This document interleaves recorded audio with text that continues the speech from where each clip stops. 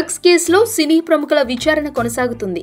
విచారణలో భాగంగా చివరిగా ప్రముఖ సింగర్ గీతామాధురి భర్త యాక్టర్ నందుని విచారిస్తున్నారు. డ్రగ్స్ నోటీసులు వచ్చిన మొదట్లో నాకసలు నోటీసులు రాలేదు, నాకేమీ తెలియదంటూ బుకాయించిన నందు ఈరోజు విచారణకి వచ్చి సిట్ ముందు హాజరయ్యాడు. తొలి రోజు పూరి తమ్ముడు కొడుకుని తీసుకొచ్చి ఫ్యామిలీ సెంటిమెంట్ ని రేకెత్తించినట్లే ఇప్పుడు నందు కూడా తన తండ్రి మేనమామతో కలిసి సిట్ కార్యాలయానికి వచ్చాడు.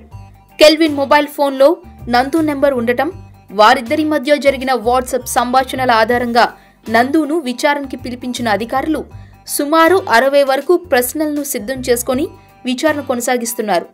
నందుతో సినీ ప్రముఖుల విచారణ పూర్తి కానుండగా త్వరలోనే అరెస్ట్ చేసిన నిందితులపై కోర్టులో ఛార్జ్ షీట్ వేసేందుకు సిట్ సిద్ధమవుతోంది.